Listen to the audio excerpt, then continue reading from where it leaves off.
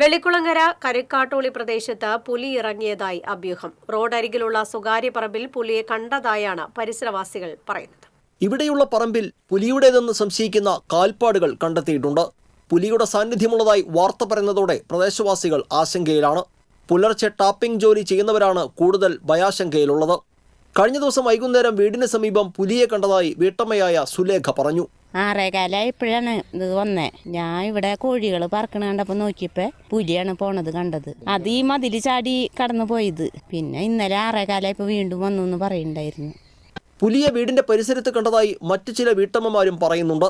പുലിപ്പേടിയിൽ കഴിയുന്ന പ്രദേശവാസികളുടെ ആശങ്കയകറ്റാൻ അധികൃതർ നടപടി സ്വീകരിക്കണമെന്ന് മലയോര കർഷക സംഘടന ഭാരവാഹിയായ ജോബിൾ വടാശ്ശേരി ആവശ്യപ്പെട്ടു.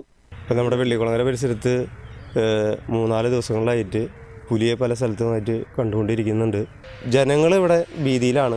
പല സ്ഥലത്തും ഇവിടെ പുലി ഉണ്ട് എന്ന് തന്നെയാണ് ഇപ്പോഴും ആൾക്കാർ, പല ആൾക്കാരും വെട്ടാമെന്ന ആൾക്കാർ കണ്ടിട്ടുണ്ട്. പക്ഷേ ഒന്നും ആരെങ്കിലും വീഡിയോ ഫോട്ടോ ഒന്നും ഇല്ലാത്ത കാര്യം കൂടെ നമുക്ക് ഇന്നതാണെന്ന് പറയാൻ പറ്റാത്തൊരു സാഹചര്യമാണ്. എന്തായാലും ജനങ്ങളുടെ പേടി മാറ്റി കൊടുക്കേണ്ടത് ഫോറസ്റ്റ് ഉദ്യോഗസ്ഥരെയും അതുപോലെ ഇവിടെ ജീവന സ്വത്തിന് സംരക്ഷണ പോലീസുകാരുടെയും ഉത്തരവാദിത്തമാണ് എന്നാണ് എനിക്ക് പറയാനുള്ളത്. അതേസമയം വെള്ളിക്കുളങ്ങര കരിക്കാട്ടോളി പ്രദേശത്ത് കടുവയെ കണ്ടതായി സമൂഹമാധ്യമങ്ങളിൽ വാർത്ത പരക്കുന്നുണ്ട്.